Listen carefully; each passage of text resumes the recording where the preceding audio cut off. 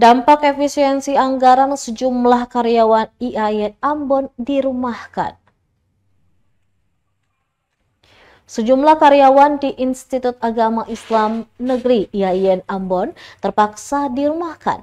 Menurut Rektor IAIN Ambon Abidin Wakano, keputusan itu terpaksa diambil menyusul kebijakan efisiensi pemerintahan Presiden Prabowo.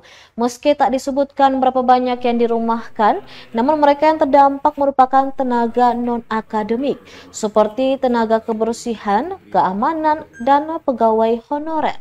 Meski begitu, dia mengaku beberapa dari mereka tetap akan dipertahankan untuk memastikan kelancaran operasional kampus.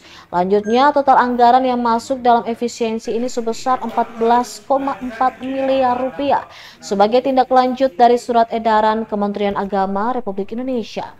Ia mengatakan meskipun harus melakukan penyesuaian, pihak kampus memastikan bahwa seluruh proses akademik tetap berjalan normal tanpa mengganggu kegiatan perkuliahan.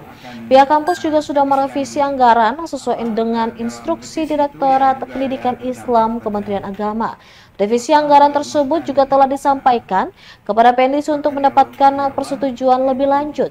Ia juga menegaskan bahwa efisiensi anggaran ini tidak akan berdampak pada proses pembelajaran.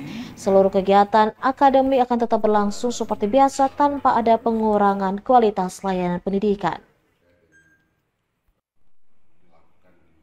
Seluruh dampak merumahkan dampak efisiensi ini tentu akan kami sedang dalam revisi itu ya juga ada berdampak pada merumahkan karyawan-karyawan yaitu terdiri dari tenaga outsourcing yang cleaning service ya Pak Wargo ya, cleaning service, kemudian juga security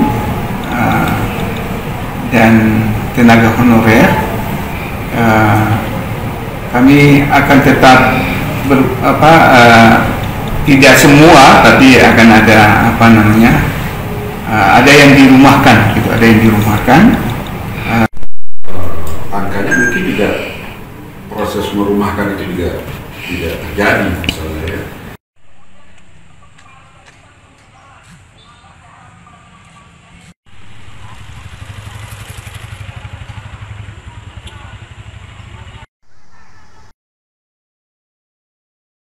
Download Tribun X sekarang, menghadirkan lokal menjadi Indonesia.